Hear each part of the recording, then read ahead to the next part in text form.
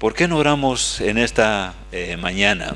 Y oramos para que el Señor también nos siga hablando a nosotros, así como les ha hablado a muchos a través de la historia. Cierren sus ojos, hermanos, y vamos a orar. Mi Dios, quiero agradecerte por este día. Gracias te doy porque tú eres grande y como hemos estado escuchando en estos últimos minutos, las maravillas que tú haces al escuchar al pastor Matías, como tú, mi Dios, lo has llevado a lugares donde él nunca pensaba. Y testimonio personal, mi Dios, puedo decir lo mismo y puedo apoyar esas ideas de que sí, Dios, tú nos llevas a lugares que ni imaginábamos, pero por tu gracia tú nos lo muestras. Y sé que no solamente es ese testimonio para el pastor y para mi propia vida, sé que cada uno de nosotros, de los que estamos aquí, al venir ante ti, al venir a conocerte a ti, tú nos has mostrado cosas, has hecho cosas en nuestras vidas que nunca pensábamos que íbamos a poder ver, que íbamos a poder experimentar, que ese cambio que tú originaste en nuestras vidas, pensábamos que era imposible, pero en ti se ha hecho posible. Gracias te doy, mi Dios, por esa misericordia y por lo grande que tú eres para con nosotros y por mostrar esa gracia para nuestras vidas. Te agradezco, Señor, te alabo por esa gran bendición. Y mi Dios, te pido que tu Espíritu Santo sea el que nos hable a través de tu palabra, que en este momento que la abramos, que podamos ser sensibles, que nuestro corazón esté sensible a lo que tú tienes para nosotros, y nos permitas ir a esos lugares, nos permitas poder abrir nuestro corazón para lo que tú tienes para nosotros, cosas nuevas, ver tu poder transformador, como tú tienes el poder para cambiarnos. Gracias te doy, Señor. Háblanos en esta mañana. En el nombre de Cristo te lo pido. Amén y amén. Hay un tema que he venido masticando, si quiero usar esa palabra, triturando, si quieren entenderla de diferente manera, pero hay temas que vienen a nuestra vida que empezamos entonces a pensar, a analizar, y este tema vino hace unos meses atrás, y literalmente meses atrás, y empecé a cuestionarme dónde está el secreto. ¿Cuál es el secreto de cómo una persona puede cambiar? Parece sencilla la pregunta, pero cuando vino a mi corazón y a mi mente, era así, bueno, pero después de todo, ¿dónde está ese secreto? ¿O cuál es el secreto? Y varios elementos o varias circunstancias fueron que me llevaron a cuestionar y a tratar de buscar respuestas a esa pregunta. ¿Dónde está el secreto de ese cambio, de esa transformación? ¿Cómo puede ser posible? ¿Quién puede llegar a eso? ¿Qué circunstancias alrededor permiten entonces para poder llegar a eso? Y estaba en esa idea. Ahora estoy en este digamos, ministerio más académico de preparación de líderes, pero he estado también en la experiencia pastoral, donde he visto cómo Dios cambia a las personas y cómo su poder es tan grande de que una persona que estaba lejos de él, haciendo cosas, si quiero usar la palabra, horribles, fuera, alejado de Dios, pero cómo es que Dios puede cambiar a una persona así, a convertirla a un siervo de Dios, con un corazón que antes era de piedra, así lo dice la palabra de Dios, y lo convierte en carne, a una persona que estaba completamente en oscuridad y viene aquí a la luz, y uno puede cambiar entonces, y uno puede ver como pastor, como maestro, ese cambio, la persona cómo estaba antes y cómo viene después, y esas ideas, entonces estoy viendo la combinación entre el trabajo o el ministerio que hacemos en la iglesia como pastores, pero también en el trabajo en el seminario, donde encontramos a siervos de Dios que están sirviendo, que están entregando su vida a Dios, pero encontramos también ese factor. ¿Qué hizo el cambio? Muchas veces lo he predicado y lo voy a seguir predicando. Yo sé que ustedes están conmigo en esto. Es que en la predicación no podemos quitar la palabra Jesús de la predicación. Si usted en la predicación quita la palabra Jesús, ya no está predicando el mensaje. Si en el mensaje que nosotros predicamos, y ya estoy hablando de la palabra predicación, quitamos a Jesús, nos quedamos sin mensaje. Por eso fue que aún el pastor, el predicador Moody llegó a la convicción: no puedo, y él llegó a decir con convicción: no quiero, no puedo. Mi convicción es que cada vez que predique, voy a predicar de Jesús, voy a predicar de Cristo. Si quito a Cristo de mi predicación, de mi mensaje, ya no estoy predicando el evangelio, ya no estoy predicando entonces lo que está en la palabra de Dios. Y efectivamente, entonces, hermanos, si quitamos a Jesús, si quitamos a Cristo del mensaje, es un mensaje muerto. Quítele a Cristo en el evangelio y es un evangelio diluido, lo que dice Gálatas. Cuidado con esos otros evangelios. Así que Cristo es lo que hace entonces la diferencia. Ya estoy dándoles algo del resultado de mi investigación. Pero estoy entonces, hermanos, hablando entonces de la predicación. Pero estoy ahora pasando a un aspecto, un campo de ministerio, que ahora es la preparación de líderes. Y estoy jugando con estas ideas acá. Predicación, enseñanza. En la predicación no podemos quitar a Cristo del mensaje. Si lo quitamos, no tenemos mensaje.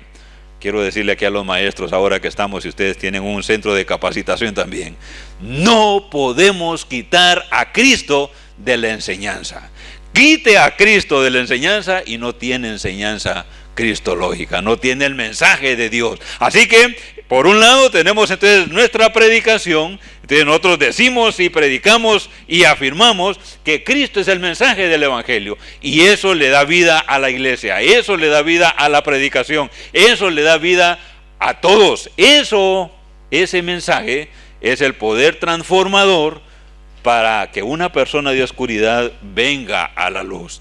Ahí está el secreto. En la enseñanza, es cierto, estamos enseñándole a personas que ya creyeron, que se cree que todos son hijos de Dios, pero que ya creyeron del mensaje. Pero igualmente, lo que le da vida a la enseñanza es Cristo, es Jesús. Maestros, profesores, maestros sea de escuela dominical hasta adultos, maestros ya sea de una escuela dominical aquí del domingo, o una escuela de formación de líderes.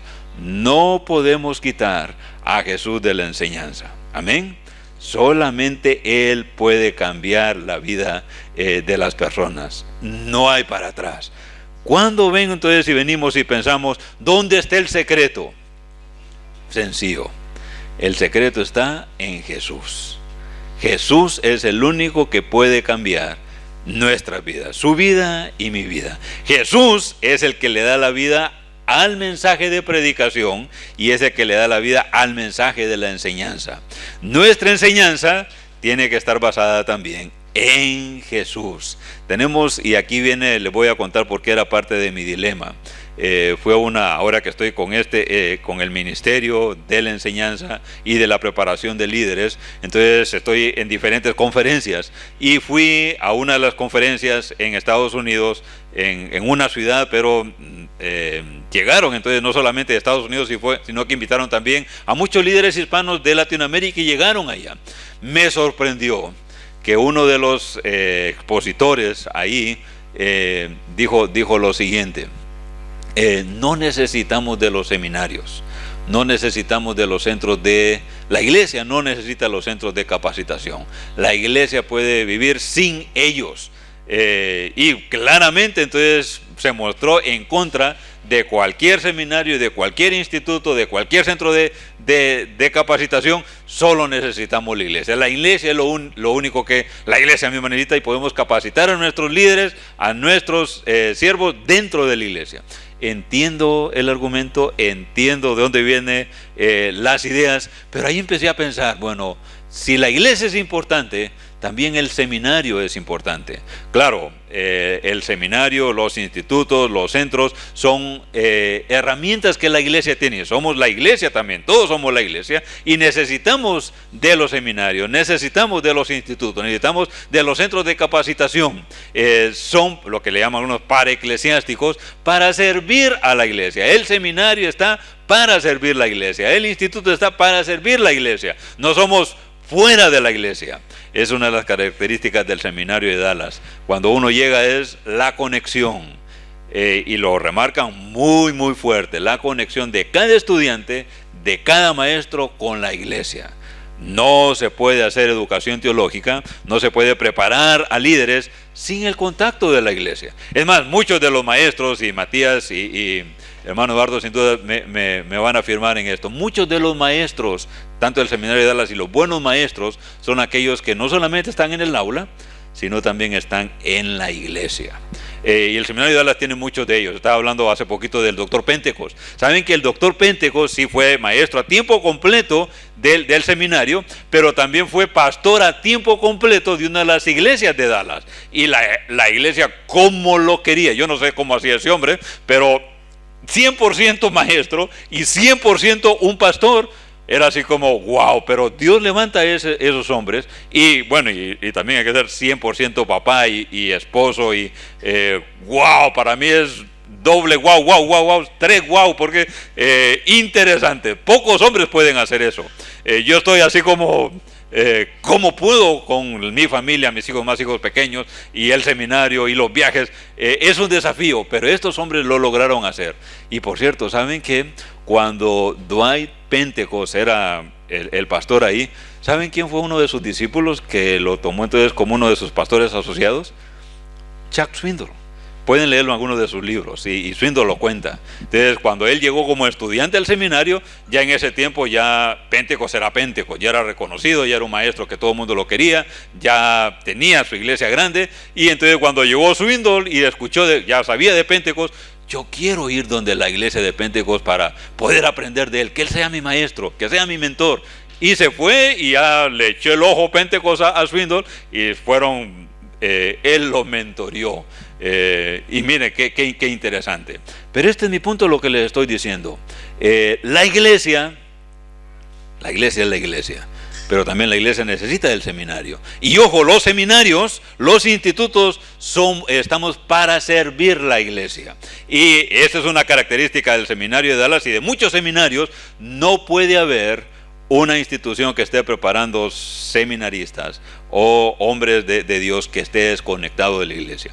Y hay que decirlo, a veces vienen estos comentarios como el que les dije en esta conferencia, porque hay instituciones y hay maestros de seminarios que dicen, no, mi llamado es enseñar, y ni se aparecen el domingo en la iglesia, ni quieren contacto nada con la iglesia, y son más académicos. Y tenemos algunos de esos hombres así que quieren más lo académico. No, yo a la iglesia no voy, yo con que venga a enseñar aquí mi clase en el seminario y eso es todo. Ahí hay un gran problema, y sí tenemos algunos. Y a veces los estudiantes absorben esa idea y dicen, no, yo también quiero ser un maestro como él, y no me importa la iglesia, sino que yo lo que quiero es enseñar. Bueno, hay algo que corregir ahí. La iglesia es parte, el seminario es parte de la iglesia, y la iglesia necesita también de los seminarios. Así que tiene que estar entonces juntos. Por eso es mi dilema en la pregunta original. Ahí estaba debatiendo cuál es la diferencia, qué es lo que el seminario no está haciendo, que la iglesia está viendo, que hay un hueco por ahí, hay un hoyo ahí que tenemos que llenarlo. Ahí está la idea. La idea entonces es que los seminarios necesitamos estar conectados con la iglesia, y si es posible que algunos de estos pastores de la iglesia sean maestros adjuntos, puede ser, o los profesores que están a tiempo completo como Dwight Pentecost puedan servir también como pastores dentro de la iglesia. ¡Qué combinación! La combinación académica con lo espiritual. Y alguien me preguntaba y me decía lo siguiente: ¿quiere decir entonces que la formación espiritual solamente se hace en la iglesia, o la formación espiritual también se hace en el seminario? ¿Qué piensan ustedes? ¿Se puede entonces de los dos, o es que la formación espiritual se la dejamos a la iglesia y la formación académica se la dejamos al seminario? Creo que es una combinación de los dos. En iglesia podemos formar académicamente también, no tal vez como un seminario o una institución, pero estamos para formar. Cuando tenemos la escuela dominical acá, estamos para formar, para capacitarnos. Estamos entonces no solamente llenando el área espiritual, también estamos capacitándonos, preparándonos. Pero de igual manera del otro lado, en el seminario, no solamente la preparación académica, también tiene que haber preparación espiritual. Y esto lo he aprendido en los seminarios donde el Señor me ha llevado como estudiante. Y es esta idea. Sí, estamos haciendo un trabajo académico, pero muchísimas veces, no sé cuántas, me he tocado irme a ponerme de rodillas y decirle: Dios, no sé cómo hacer esta tarea. Me está costando, este tema me cuesta. Señor, ya llegué, estoy cansado de tanto trabajo, de ministerio, la familia, todo, y llego hasta arrodillarme y le digo: Señor, necesito de tu ayuda. ¿Se puede hacer eso? Sí, claro que sí se puede. Y lo interesante es que después de que me levanto, vienen ideas frescas. Lo puedo hacer así, puedo escribir esto, puedo buscar aquí, puedo buscar allá. Y Dios me da nuevas fuerzas y ahí voy. Entonces, continuando con el proceso de esa preparación académica, pero esa preparación académica puede ser un instrumento para acercarme más a Dios, no para alejarme de Dios. Es para acercarme a Dios. Así que, hermanos, de ambos lugares podemos entonces aprender los dos. Y por eso viene mi conclusión acá. Cuando estaba a tiempo completo pastoreando la iglesia, muchas veces predicaba el mensaje, y sigo predicando. El mensaje de Cristo es la clave. No podemos quitar a Cristo de la predicación. Ahora que estoy otra vez a tiempo completo enseñando, o en la preparación académica, la enseñanza también. No podemos quitar a Cristo de la enseñanza, porque nos quedamos sin mensaje. Los muchachos, los jóvenes, los estudiantes necesitan a Cristo para poder seguir adelante y crecer como Él quiere que sean esos siervos, esas mujeres, esos hombres que Dios está llamando para su ministerio. Así que, hermano, no podemos quitar a Cristo ni de la predicación ni de la enseñanza. Esa es la base. Déjenme irme con dos hombres, el testimonio de dos hombres, que van a ver que en la Biblia estos dos hombres, Dios hizo la diferencia. Jesús hizo la diferencia y mostró un cambio en ellos. Y vamos a hablar de Moisés y vamos a hablar de Pedro. Vamos a Éxodo capítulo 2 y empecemos entonces con Moisés. Y cuidado, porque eso solo fue la introducción. Entonces dicen que ustedes están acostumbrados a predicaciones largas, así que vamos a 2 o 3 horas, no tanto así, pero vamos entonces aquí con Moisés. Y vengan conmigo a Éxodo capítulo 2 y vamos a ver el testimonio de este hombre, que sin duda ustedes ya lo conocen, pero vale la pena regresar una vez más a esta historia. Primero entonces con Moisés y después vamos a ir a Pedro. Éxodo capítulo 2. Lo que voy a hacer, el capítulo es bastante grande y también el capítulo 3, pero solo voy a leer algunos pasajes donde me quiero concentrar. Éxodo 2, versículo 6. Dice la palabra de Dios de la siguiente manera en el 2:6.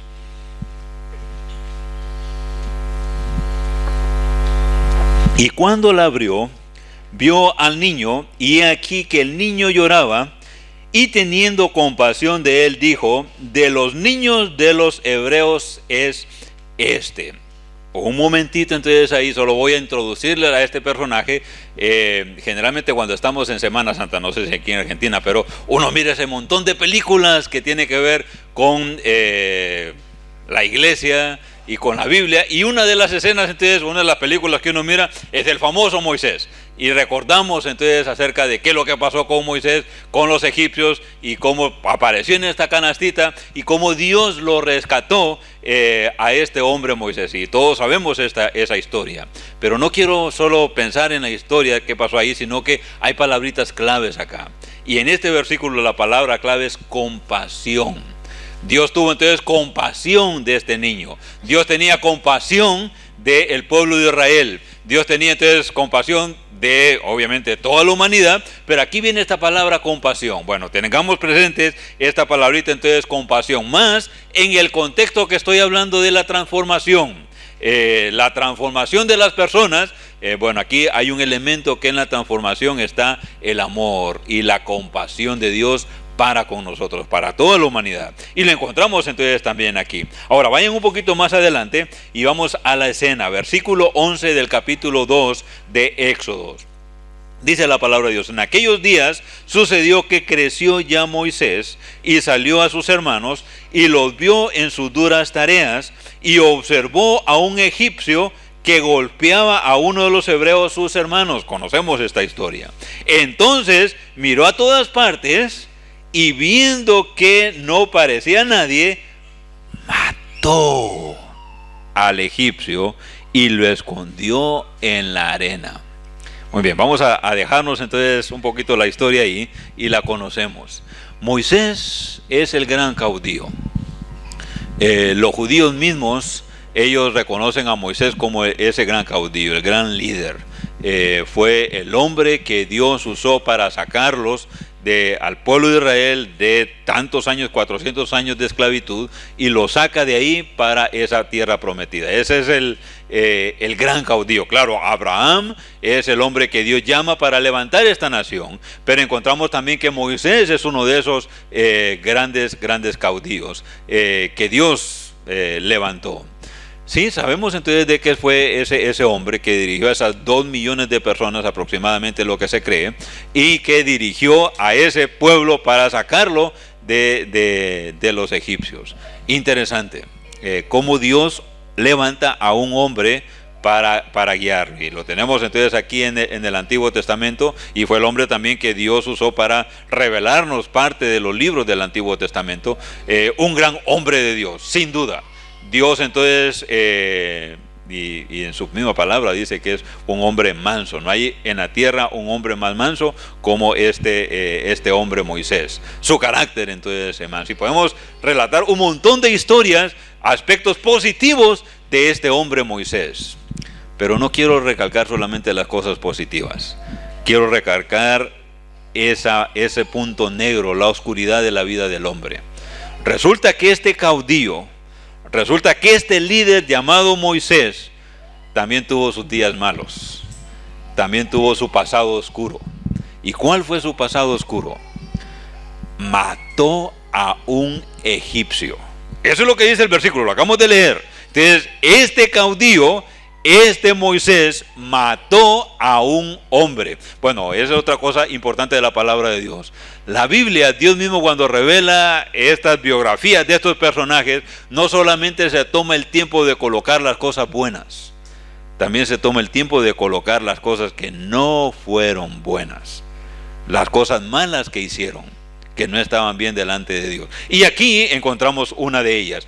Este caudillo, este hombre que nosotros mismos respetamos, el gran Moisés, bueno, fue un asesino. Mató a un egipcio. No importando cuáles fueran las intenciones, claro, dice la palabra que estaba en defensa de su propio pueblo. Que mira que estaba maltratando a los hebreos y de ira vino y mató a este egipcio. Bueno, aquí está claro las razones por qué lo hizo, pero la verdad que independientemente cuáles sean las razones, Dios es claro en cuanto, y él mismo más adelante lo escribe, en los 10 mandamientos: no matarás. Y ahí no hay argumentos, no hay razones, no, es que era por mi pueblo, no, dice bien claro: no matarás. Tenemos entonces a Moisés, el gran caudillo que Dios usó, entonces, y lo encontramos aquí que mató a un hombre. Eso es importante para nuestras vidas, para su vida, para mi vida. Todos tenemos un pasado oscuro, ¿cierto, hermanos? Todo hombre tiene un pasado oscuro, toda mujer tiene un pasado oscuro. Todo el que es humano tiene esa carne, la pecaminosidad. Somos pecadores. Entonces, por ser pecadores vamos a pecar, vamos a estar lejos de Dios. Y cada uno de nosotros, si decimos gloria a Dios, y todos hemos entonces, podemos decir: ese fue mi pasado, pero Cristo vino en mi corazón y Él me transformó y soy una nueva criatura. ¿Podemos decir eso? Amén. Gracias a Dios por eso. Pero tenemos entonces un pasado, y si de repente hay alguno por acá con nosotros que todavía está ahí luchando con algunas cosas y todavía no ha venido Cristo en su corazón, hoy es el día para tomar esa decisión, y solamente Cristo es el que te puede cambiar, y no importando lo que hayas hecho. En nuestra cultura, claro, ahora la sociedad está patas arriba, estamos con un mundo que está loco, y yo vengo de un país, Estados Unidos, que sí tenemos cosas buenas como un seminario, iglesias y predicadores, pero también podemos ver a gente que está haciendo cosas que increíblemente lejos de Dios, y cada vez nos asustamos y queriendo colocar leyes en el país que están totalmente fuera de la palabra de Dios. Entonces miramos cosas buenas, pero también miramos la maldad al 100%. Esa es parte de lo que vemos. Y todavía estamos viendo, el matar a una persona es bien castigado. Y moralmente nosotros, si encontramos a una persona que este ha matado a uno, a dos, a tres, a cuatro, en nuestro tiempo, no lo miraríamos tan bien. Y si nos dicen, yo mato aquí, entonces solo me dices cuándo, y ya sabes, aquí tengo con la que uso y yo lo hago. Yo me iría un poquito para atrás porque de repente yo soy el próximo. ¿Por qué? Porque no queremos confiar, no confiamos en esas personas, su corazón está mal. Eso es lo que viene acá. Igual el corazón de Moisés también no estaba tan bien. Obviamente él quería proteger a su pueblo, pero como lo hizo, llegó a tomar una decisión que su corazón no estaba bien todavía. Les contaba que escuchaba a Visión para Vivir, pero hay un paisano de ustedes que yo respeto mucho, Luis Palau. Crecí escuchando sus programas también, 15 minutos, Luis Palau responde. No sé si alguno lo escuchó, pero en mis tiempos ese era el programa, Luis Palau responde. Sabía que era argentino y sabía que estaba en Estados Unidos, pero un gran evangelista, y yo lo seguía a él. Y en uno de esos veces que lo seguía, escuchando sus predicaciones, una vez habló de Moisés, y recuerdo muy bien su mensaje. Y él dijo en su bosquejo, Moisés lo podemos dividir en tres puntos en su vida, y está bien marcado. Primero, los primeros 40 años de su vida, él creció creyendo ser alguien. Eso es lo que decía Luis Palau, y cabal está marcado los 40 años. En este punto que estamos viendo acá son sus primeros 40 años, creyéndose ser alguien. ¿Por qué? Porque era entonces el hijo del faraón, tenía todo el poder, tenía toda la educación de su tiempo. Acuérdense que los egipcios en ese tiempo era la cultura más avanzada, era la potencia mundial, si lo quieren decir así. Y el que estaba, en el caso de Moisés, él pudo estar con los mejores eruditos de su tiempo. Y ahora vamos nosotros como estudiantes a una escuela con 25, 30 estudiantes con un maestro. En aquel tiempo no. Y más con esta calidad de posición que tenía, podía estar entonces con un maestro que era el erudito en astrología, qué sé yo, lo que él era, digamos, su fuerte, el maestro, y podía entonces colocarse con el alumno. Moisés tuvo ese privilegio. O sea, cuando hablamos de Moisés no hay que tomarlo así como a la ligera. En esos 40 años que Moisés estuvo ahí con los egipcios, él era alguien, creyéndose ser alguien. Entonces, cuando tomó esta posición con el egipcio, él se creía ser alguien. Bueno, yo tengo esta posición con el faraón acá, sé todo esto, tengo todos estos privilegios, pero también sabía de dónde venían sus raíces. Y ahí estaba la lucha con él. Pero Luis Palau dijo lo siguiente: después entonces de los 40 años, y eso lo vamos a leer en los otros versículos y para ahí vamos, le pasó otros 40 años siendo nadie. 40 años creyéndose ser alguien con el faraón, pero después el Señor lo manda al desierto a ser nadie. 40 años siendo alguien, 40 años siendo nada. Y vamos a llegar ahí. Y después los últimos 40 años de la mano de Dios, cuando dirige al pueblo de Israel. Miren, él vivió 120 años y ahí parece un bosquejo de predicador, ¿ven? 40, primero, segundo y tercer punto, ahí están con él. Entonces, creyéndose ser alguien, creyendo ser nadie, y después de la mano de Dios. Pero sabe que ese bosquejo de la vida de este hombre también puede ser el bosquejo de nuestra propia vida. A veces usted está en esos primeros 40 años, a veces creyéndose ser alguien, o a veces pensando que sí puede por usted mismo en su propia vida, pero también hay tiempos que algunos pueden estar, y aún como cristianos, creyéndose entonces ser nadie, estar en el desierto, con las pruebas de la vida, con las dificultades de la vida, puede ser de salud, puede ser de trabajo, y ahí estamos, y él lo subió por 40 años, pero después pasó otros 40 años de la mano de Dios, y ojalá que todos estemos ahí, 40 años siguiendo a Dios, y viendo la mano de Dios día a día, que cuando salía entonces el sol, les colocaba entonces ahí una nube, y cuando era ya de noche, les colocaba entonces la de fuego para que tuvieran entonces luz. Todos los días, esos 40 años, Moisés mismo pudo ver la mano de Dios en su propia vida. Hermano, usted también puede ver en su propia vida la mano de Dios cada día. Como Moisés, vivir no creyéndose ser alguien, no creyéndose ser nadie, sino que creyendo que Dios está con usted y puede caminar de la mano de Él. Bueno, y eso lo encontramos entonces aquí en el capítulo 2, pero vamos allá al capítulo, vengan conmigo al 3:6, y eso es lo que estábamos ya diciéndole según este bosquejo de Luis Palau. Pero déjenme leer del versículo 1 al versículo 6. Dice la palabra de Dios de la siguiente manera en estos versículos: apacentando Moisés las ovejas de Jetro su suegro, sacerdote de Madián, llevó las ovejas a través del desierto y llegó hasta Horeb, monte de Moisés, y se le apareció el ángel a Jehová en una llama de fuego en medio de una zarza, y él miró y vio que la zarza ardía en fuego y la zarza no se consumía. Entonces Moisés dijo: iré yo ahora y veré esta grande visión, ¿por qué causa la zarza no se quema? Viendo Jehová que él iba a verlo, lo llamó Dios de en medio de la zarza y dijo: Moisés, Moisés. Y él respondió: heme aquí.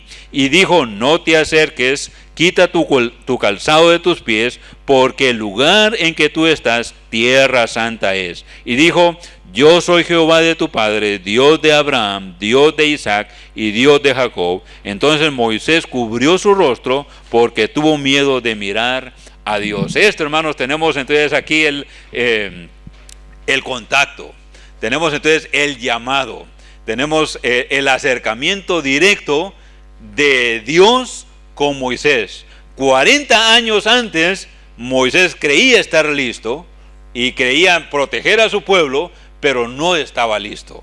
Hizo acciones, mató a un hombre creyendo que era lo mejor, pero no estaba listo. 40 años después de pasar en el desierto, entonces Dios aquí lo llama un hombre que ya había sufrido. Después de estar ahí 40 años en el olvido, sin ser nadie, abandonado, allí en el desierto apacentando las ovejas, ya Dios lo prepara su corazón para el siguiente paso en su vida. Y Dios lo llama, y lo llama en esta zarza.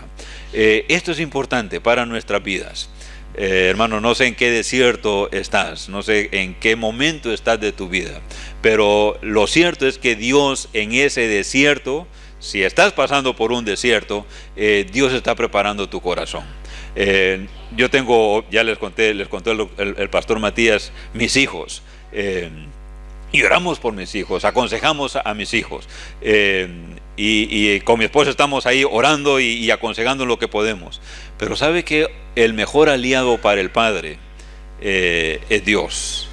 El mejor aliado en la crianza de nuestros hijos, muchas veces estamos orando y decimos a nuestros hijos cosas, pero que es interesante cuando Dios coloca en la vida de nuestros hijos cosas para ayudarles, para hacerlos madurar. Y como padres sabemos que tenemos muchas limitaciones, pero Dios coloca alrededor de ellos amigos, amigas que están para ayudar. Entonces es un buen aliado, es el mejor aliado, si queremos decirlo así. Y mi esposa usa mucho eso, la palabra: necesitamos más aliados en la educación de nuestros hijos, hay que conocer a los maestros, vamos a la iglesia, el pastor de jóvenes, necesitamos estar cerca porque necesitamos más aliados. Nosotros solo no podemos, y sí son buenos aliados, pero también nuestro mejor aliado es nuestro Dios. Él se encarga.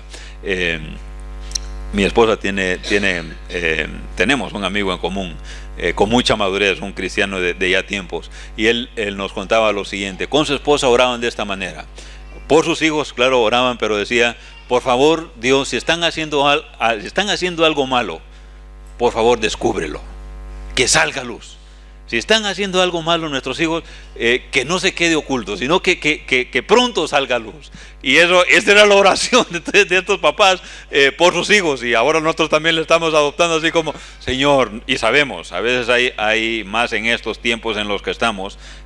Ya voy a contar un poco de eso, pero necesitamos el aliado de nuestro Dios. Hay cosas que nosotros como padres no podemos ver, pero Dios, le decimos: si hay algo que está pasando en nuestros hijos, por favor, que salga a la luz, que lo podamos ver a tiempo, para ver si podemos ayudar nosotros en esa lucha que tienen. Y en este desierto en el que estamos, todos nosotros, puede ser que sea un desierto en el cuanto sea de salud, se entiende, sea de trabajo, sea de relaciones, pero ¿por qué no hablamos de esos desiertos que tienen que ver con nuestras luchas, con nuestros vicios? Yo crecí en la iglesia, Y yo me acuerdo muchas predicaciones, y no sé cómo están ustedes aquí en Argentina y aquí en su contexto en la iglesia, pero recuerdo muchas predicaciones, el pastor, los predicadores, tratando de ayudar a la gente acerca de los vicios de la droga, acerca de los vicios del alcohol, o de mujeriar, o qué sé yo, o juegos de azar. Esos eran los temas que salían en ese tiempo, y en las predicaciones una y otra vez salían esos temas, y querían ayudar entonces a la gente. Esos temas siguen todavía en este tiempo, pero ahora tenemos otros que están más ocultos y son tan dañinos como es la droga, como es el alcohol, y ya como un vicio. Y alguien me decía, estamos ahora solamente nuestros jóvenes, y no solo jóvenes, cada uno de nosotros estamos a un clic del hoyo. Solamente estamos a un clic de meternos a graves problemas. Y me imagino que ustedes saben lo que estoy hablando. Y más nuestros muchachos. Yo tengo, bueno, gracias a Dios hay herramientas, pero en nuestras computadoras en la casa tenemos un sistema que se llama Covenant Eyes. ¿Qué es Covenant Eyes? Covenant Eyes es y hay muchos programas, ustedes pueden encontrarlo alguno, pero si no lo tienen, consigan cualquiera de estos programas. Ese es, digamos, un backup, es una protección que usted tiene para todos sus advice, sea celular, sea computadora, sea laptop, sea iPad, lo que sea. Entonces, esa red le permite monitorear, si así lo quiere decir, monitorear los sitios donde van. Y en nuestro caso, yo no soy el que administra esa cuenta. La principal es mi esposa. Entonces, mi esposa tiene el control de ese Covenant Eyes, y a ella le llegan el reporte de todos nosotros. A mí me llegan de mis hijos, pero ella es la encargada entonces de que le llega todos los reportes, incluso el mío. Entonces, para estar entonces claros de dónde hemos estado. Y si yo entro a un sitio que no está bien, no está permitido, entonces el sistema no me va a permitir entrar para empezar. Pero automáticamente, entonces el día siguiente le va a aparecer un reporte a mi esposa en del reporte cada día de que yo estuve en un sitio donde no tenía que estar. Hermanos, necesitamos protegernos. Usted necesita proteger a sus hijos, a sus muchachos. Ahora, tengo que decirles esto, son sistemas de protección, pero nuestros muchachos son más inteligentes que muchos sistemas y saben cómo saltar esa barda. Yo no sé cómo hacen, pero saben cómo hacerlo. Pero por lo menos, hermanos, necesitamos tener algo para poder en cierta forma monitorear y que podamos entonces saber algo. Pero así estamos de delicados. Ahora no estamos hablando, sí tenemos que seguir hablando acerca de esos otros vicios, pero ahora tenemos la internet, que tiene muchas cosas positivas, pero también hay muchas cosas que tenemos que tener mucho cuidado. Yo les dije que fui pastor consejero de Visión para Vivir. Y ahí tenemos, y tienen, ya ahora no porque ya no estoy ahí, pero tienen, hermanos, tanta gente que escucha el programa de toda América Latina y ahora en línea en muchos países, y vienen y entonces piden ayuda. Necesito que me ayuden a esto, y ahí tenemos el montón de comunicación. Algunos llaman, otros escriben por textos, ahora por el mismo Facebook, por el Twitter. Ahí mandan entonces los mensajes con WhatsApp. Entonces mandan los mensajes de que necesitan ayuda, y le quiero dar los 3 problemas que yo encontré más frecuentes de todos estos. Y el primero sigue siendo problemas familiares. Encontré un montón de problemas que venían al sitio por problemas familiares, ya sea los esposos, ya sea con el hijo, ya sea entonces que se querían separar. Siempre ese es el número 1. Pero ¿saben cuál era el número 2? El número 2 era pornografía. Montón de correos. Bueno, yo ya tenía los pasos, ya cuando ya me llegaba yo ya sabía qué tenía que hacer, porque había tanta frecuencia que yo ya tenía los materiales, la carta que les enviaba y el seguimiento. ¿Por qué? Porque era tanto, pero hermanos, muchos de los que decían era a veces 2 o 3 líneas desesperado. Ya no puedo más.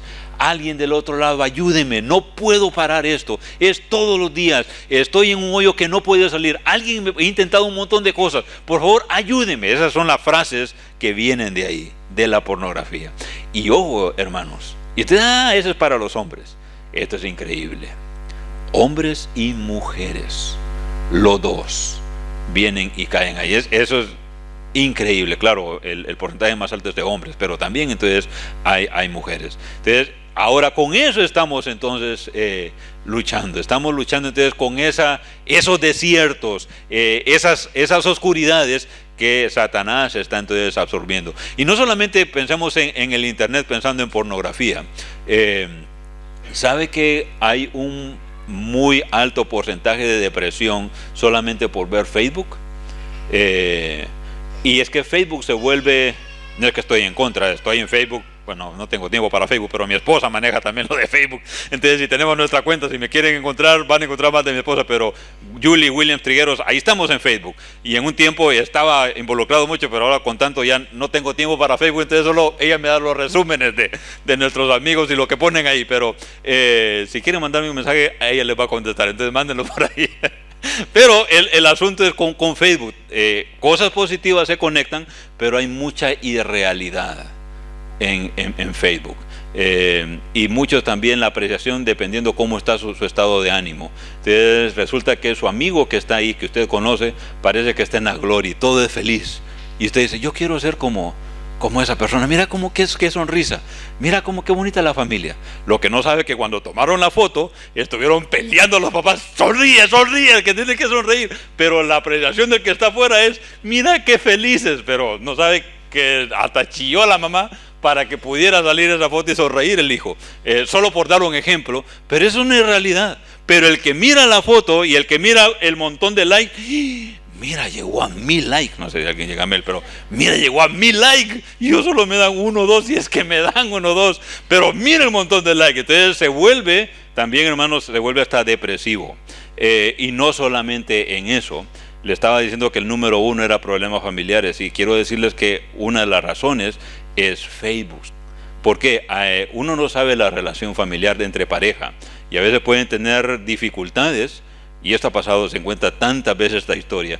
Hay dificultades entre la pareja, están teniendo un momento difícil como pareja, no se están comunicando, y algunos ya no están ni durmiendo juntos, están en la misma casa pero ni durmiendo en el mismo cuarto, y resulta que por Facebook él encontró una amiga de la high school, una amiga de la escuela, y entonces se conectan en Facebook.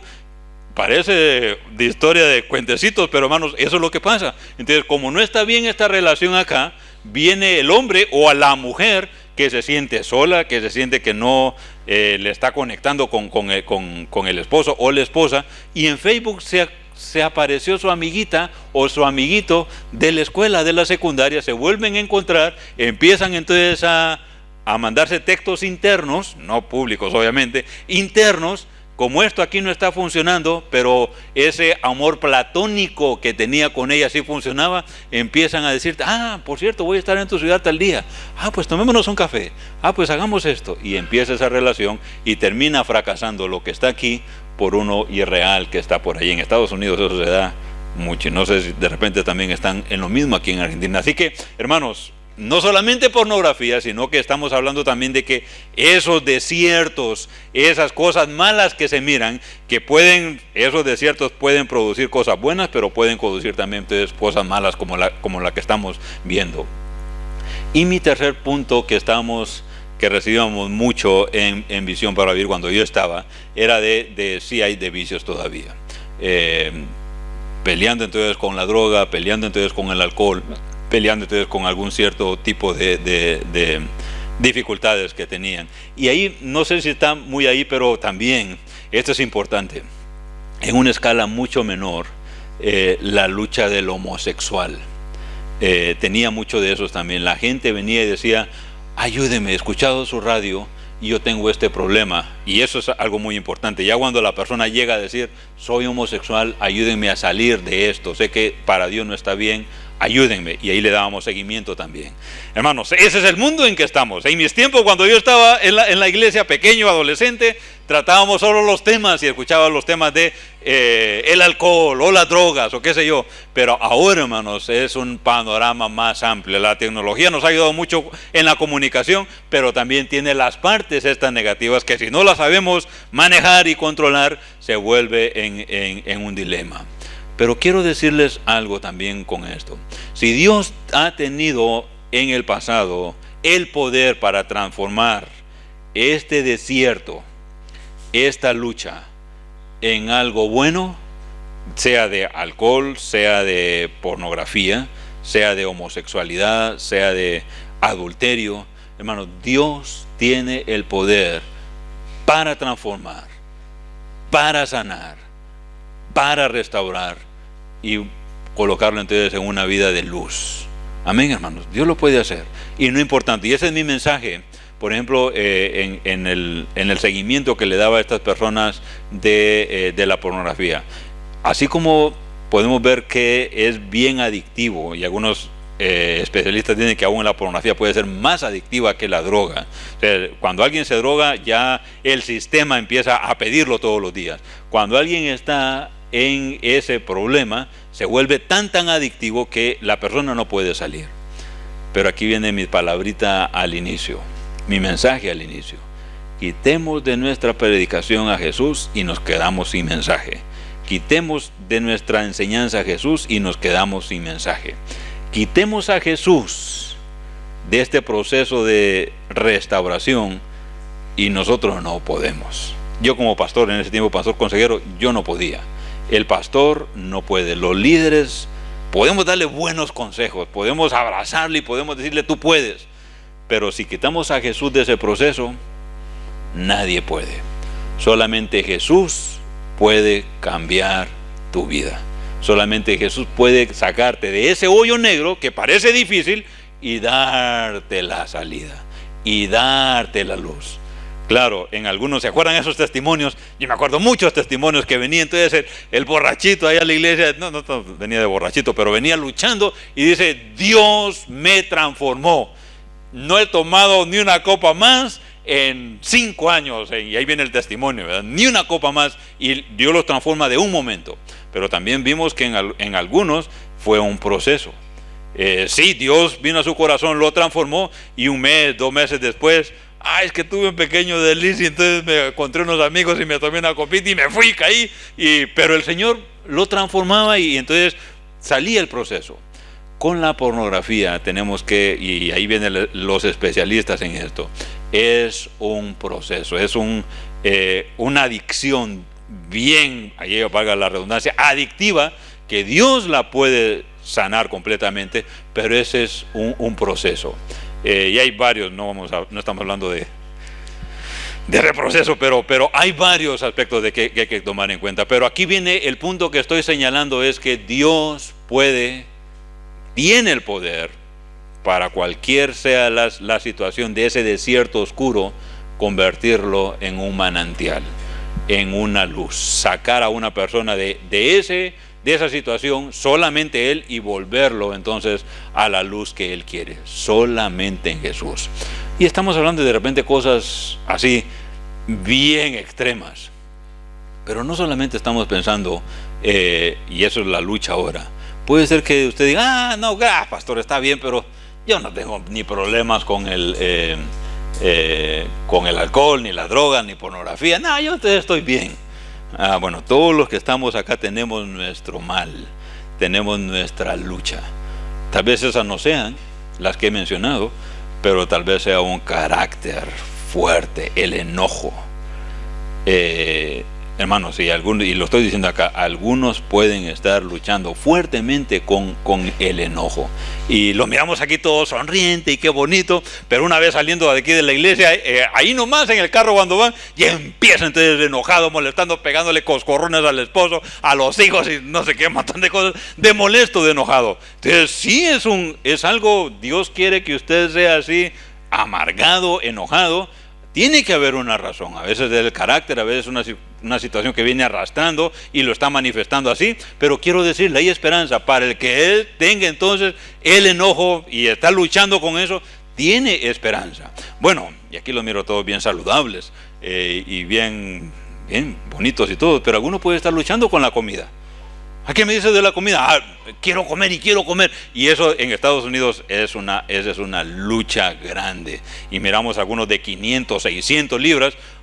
Bueno, ahí hay algo que necesita depender de Dios, y Dios puede obrar también en esa persona. Así que, hermanos, ese cuadro se muestra entonces bien grande. Algunos dicen, yo ninguno de esos.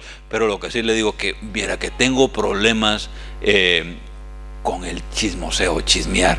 No me cuente nada, porque si me cuenta algo mañana, todo el mundo lo va a saber en Facebook. Entonces, bueno, es algo que Dios necesita entonces trabajar ahí.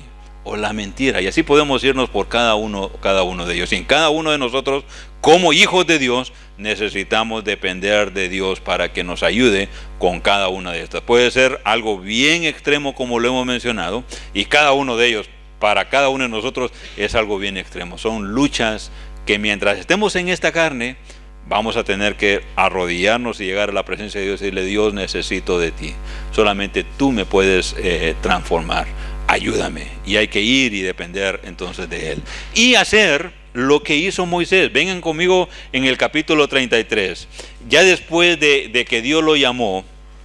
Vean este versículo, estos versículos que sin duda los conocen. Pero este hombre, después de ser alguien, después de estar en el desierto, llegó a esta actitud. Y espero que para cerrar este aspecto de Moisés, voy a ir rápidamente a Pedro, pero para cerrar en Moisés, es que este hombre dependió de Dios. Escuche lo que dice el versículo 13 y versículo 14. Ahora pues, si he hallado gracia en tus ojos, te ruego que me muestres ahora tu camino, para que te conozca y halle gracia en tus ojos, y mira que esta gente es pueblo tuyo. Y él dijo: mi presencia irá contigo y te daré descanso. Escucha la respuesta de Moisés, y esto es dependencia. Y Moisés respondió: si tu presencia no ha de ir conmigo, no nos saques de aquí. Yo quiero que de todo, hermanos, de todo lo que han escuchado hoy, si se pudiera llevar la actitud de Moisés para esta semana y para su vida, hermano, está hecho. ¿Por qué no le dice a Dios de esta manera: Dios, si tu presencia no va a estar conmigo, no me saques de aquí, no me lleves de aquí? Dios, si tu presencia no va a estar conmigo mañana en el trabajo, mañana en la escuela, si hay algunos jóvenes acá, si no estás conmigo mañana en mis actividades hogareñas, si no va a estar conmigo en todo lo que tengo que hacer en esta semana, no me saques de aquí. Hermano, así como no podemos sacar a Cristo de la predicación, así como no podemos sacar a Cristo del mensaje, el cristiano no puede sacar a Cristo de su corazón y de su vida. Necesitamos depender de Él. Amén, hermanos. Quédese con este versículo como Moisés y diga: Dios, si tu presencia no ha de ir conmigo, si tú no vas a ir conmigo, yo no quiero ir a ningún lugar. Quiero que tú estés siempre, siempre conmigo. Moisés, después de ver ese hoyo oscuro que él tenía, después de que Dios lo transformó en ese desierto que pasó, llegó hasta ese punto de decir: no puedo hacer nada más sin Dios, necesito de Él. Rápidamente, no me voy a llevar tanto tiempo como Moisés, pero vamos a Pedro, pero vamos a Mateo capítulo 4, versículo 14. Y ustedes han escuchado de este siervo de Dios, y miren lo que Dios le prometió, cómo lo llamó primero. Vamos a Mateo 4, versículo 18. Hombres que Dios los transformó, que son líderes. Ahí tenemos uno del Antiguo Testamento y ahora vamos a uno del Nuevo Testamento. 4, 18 y 19. Dice la palabra de Dios de la siguiente manera: andando Jesús junto al mar de Galilea, vio a dos hermanos, Simón llamado Pedro y Andrés su hermano, que echaban la red en el mar porque eran pescadores. Y les dijo: venid en pos de mí y os haré pescadores de hombres. Este Simón es el mismo Pedro, después entonces se le llama Pedro, pero aquí encontramos el llamado para este hombre, Pedro. Y desde que Jesús entonces lo llama, de una vez le da lo que este hombre va a hacer. Lo voy a hacer no pescadores de peces, sino que pescadores de hombres. Tenemos un experto acá. Tenemos un experto en la pesca, dos expertos en la pesca con su hermano. Yo no soy mucho para mar ni no soy mucho para pesca, pero sí he leído un poco acerca del trabajo que ellos tienen. Estos dos hombres eran los especialistas para la pesca.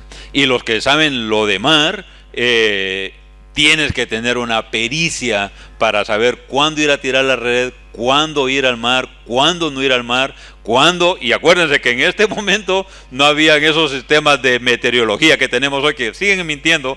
Meteorología, porque mienten ellos muchas veces. Entonces dicen, va a llover, y uno está esperando la lluvia y no llovió. No, va a ser un día claro y aquel aguacero nos cae. Entonces solo Dios determina. Pero estos pescadores, aún sin todos esos sistemas tecnológicos de hoy, podían predecir si iba a muchas veces a llover o no, cuándo era el tiempo para ir y cuándo era no era tiempo para ir. Estos pescadores sabían lo que estaban haciendo, un experto en el trabajo que hacía. Pero Jesús les dice, en esa expertise que ellos tenían, les dice, ya no quiero que sean entonces pescadores de peces, van a ser entonces pescadores de hombres. No se emociona ese pasaje cuando Dios llama y nos llama entonces a ser pescadores de hombres. Muchos de los que estamos acá, todos los que estamos acá, somos llamados a ser pescadores de hombres. Es el llamado que Dios nos da. No somos tan expertos como estos pescadores de peces, pero Dios a muchos de los que están acá les da ese don, ese llamado para atraer a muchos a los pies del Señor.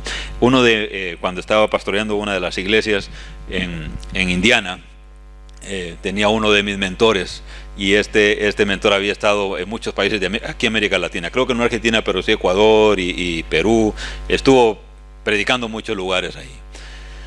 Pero él me decía lo siguiente: pescadores de hombres. Él me decía, sabes, hay un momentito en el ministerio donde yo siempre quiero estar, y es el momento, el minuto, el tiempo específico cuando una persona dice, yo quiero recibir a Cristo como mi Señor y Salvador. Ese momento, y él es un plantador de iglesias, plantó muchas iglesias y todo, pero él me decía, yo quiero, o sea, ese momentito donde está pasando una persona de la oscuridad a la luz, a la eternidad. Y él me decía, yo hasta he llorado muchas veces cuando la persona entonces hace esa decisión, y sé que es genuina y que la persona dice, yo quiero a Cristo en mi corazón, y hace la oración y se entrega a Él. Esos momentos son los que Dios nos llama, lo que miramos acá, pescadores de hombres, y lo estamos entonces haciendo de sacarlos de la oscuridad a una eternidad, de una vieja vida a una nueva vida, traerlos al reino, pescarlos para el reino. Y tenemos un mundo, hermanos, dice, la mies es mucha y los obreros pocos. Hay mucho aquí, gente que está bien perdida, lejos de Dios, y Dios nos llama a ir y pescarlos. Ese fue el llamado para este hombre. Pero resulta que el famoso Pedro, un carácter peculiar, un carácter, sabemos muchas de las historias de él, hizo en sus arrebatos, hizo muchas cosas que no estuvieron bien.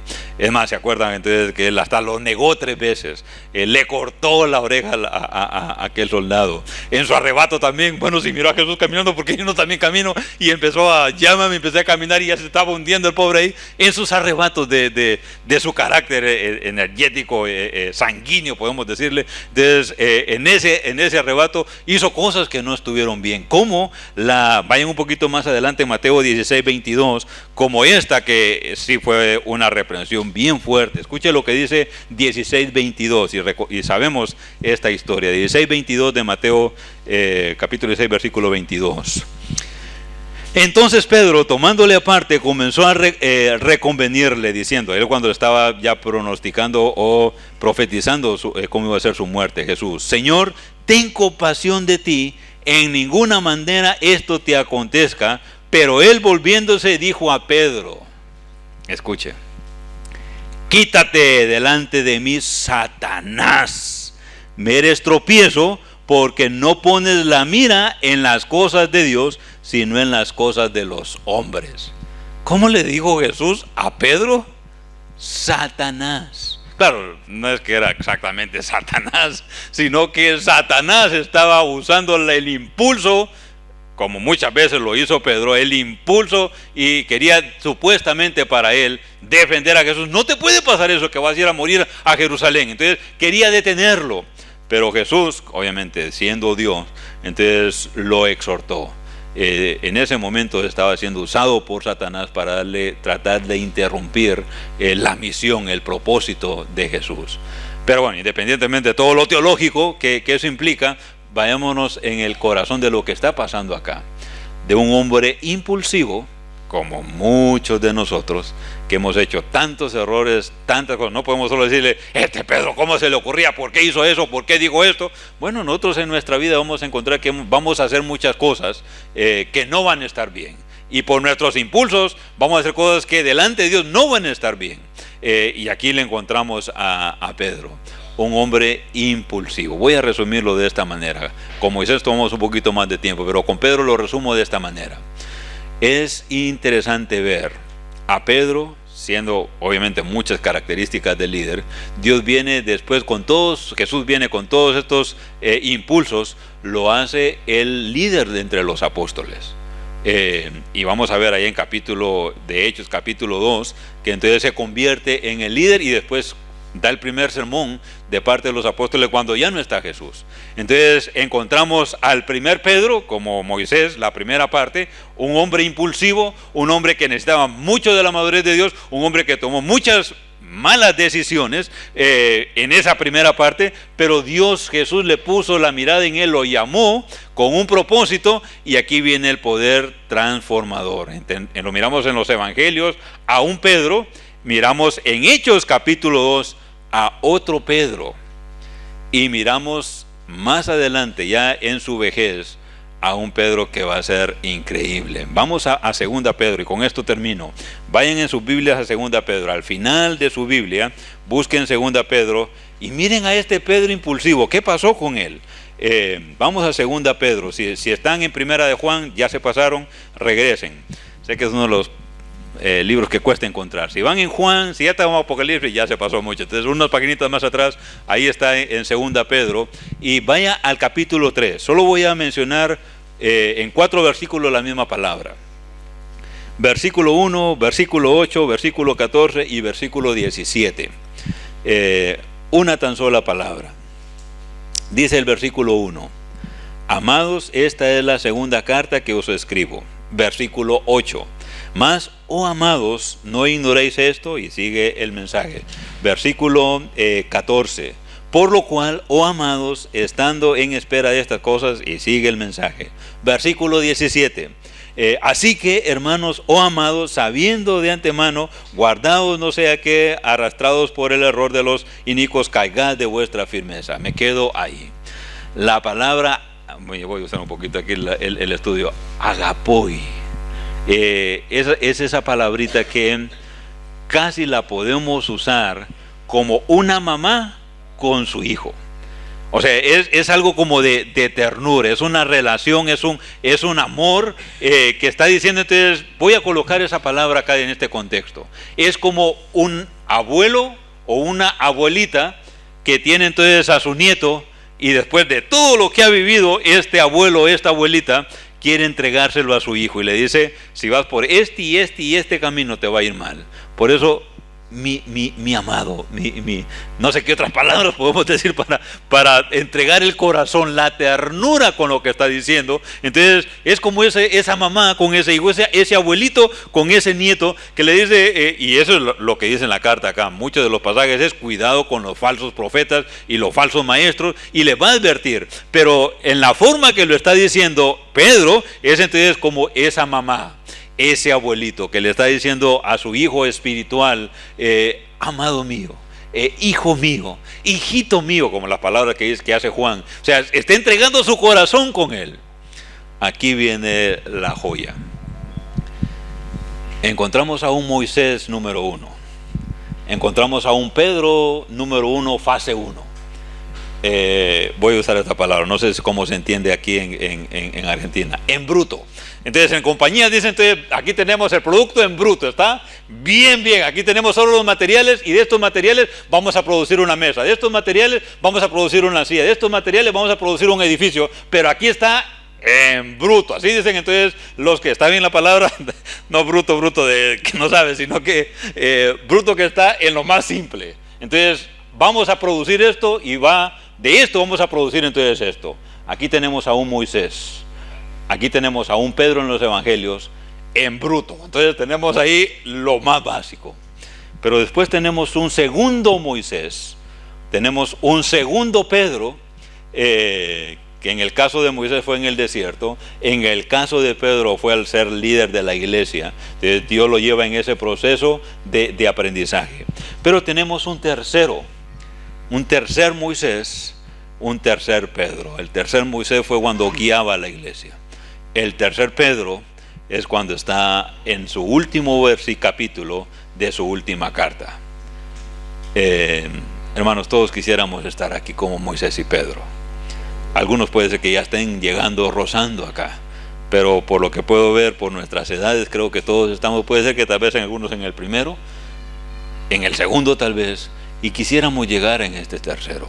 Pero ¿por qué quiero poner eso ideal de Moisés y Pedro? Todos tenemos esperanza. Si Moisés cometió errores allá, Dios lo llevó en un proceso de transformación y de sanación y restauración hasta convertirlo en el líder que fue. Pedro, con todos sus impulsos, que hasta lo llevó, fue el instrumento de Satanás, lo llevó a un punto donde podía decir: amados míos, como una mamá a un hijo, hijitos míos. Ya con toda esa experiencia, toda esa madurez, un hombre de Dios guiado por el Espíritu Santo llega a poder transmitirle a la iglesia, a nosotros: amados míos, hijos míos, no hagan esto y esto y esto y esto. No sé dónde estás en tu camino, dónde estoy en tu camino, pero lo que sí te quiero decir es que en Dios, Él sí tiene el poder para poder entonces llevarnos en este proceso. Pero una vez más, no lo puedo hacer yo como pastor, no lo puede hacer el pastor Matías. Somos sus siervos, somos sus canales, queremos ser parte de esa bendición de Dios. Pero el único que puede hacer ese cambio transformador y que tiene todo el poder para hacerlo es Jesús, es Dios. Venga a Él. Él puede cambiar. No importa cuál sea la dificultad, no importa cuán grande sea lo que usted hizo, no importa cuán grande sea lo que está haciendo en este momento, no importa cuán profundo sea ese hoyo donde está y no puede salir, de depresión, de un vicio, de pornografía, de su carácter, no importa, o de salud puede ser, o de relaciones, o de trabajo, no importa, venga a Él y Él tiene el poder para transformar, para de oscuridad convertirlo a luz. Amén, hermanos. Solamente Él. Incline su rostro. Mi Señor, no nos queda más, mi Dios, que venir a ti. Y con esa pregunta que me hice en algún tiempo, ¿dónde está? ¿Cuál es la esencia del poder de ese cambio? Y podemos ver que solamente tú lo puedes hacer. No podemos quitar a Jesús de la predicación, de nuestra enseñanza, pero tampoco podemos quitar a Jesús de nuestras vidas. Mi Dios, pido por mis hermanos acá. Tú conoces cuáles son las luchas más fuertes que tienen en este tiempo, en esta semana. Mi Dios, que ellos puedan tomar esa decisión y decir: Dios, no puedo solo. Y decir como Moisés: si tu presencia no ha de ir conmigo, no me saques de aquí, no nos saques de aquí. Y que ellos puedan decir: Dios, si tu presencia no va conmigo, no quiero salir de esta iglesia, no quiero vivir cada día dependiendo de ti. Mi Dios, que tu poder transformador, que ha sido la experiencia de mi propia vida, pueda ser, mi Dios, una realidad también en la vida de cada uno de mis hermanos. Y si hay algún amigo, mi Dios, que aún no ha tomado esa decisión de venir a ti, que sea tu Espíritu Santo el que convenza de justicia y pecado, y él pueda, mi Dios, o ella pueda abrir su corazón a ti, arrepentirse de sus pecados y reconocer que solamente tú eres el que salvas y sanas, y crea que tú moriste en aquella cruz del Calvario por amor a ti, por amor a cada uno de nosotros. Gracias, mi Dios, por tu mensaje transformador y por tu mensaje que tiene poder para nuestras vidas. Confiamos en ti, mi Dios. En el nombre de Cristo te lo pido. Amén y amén.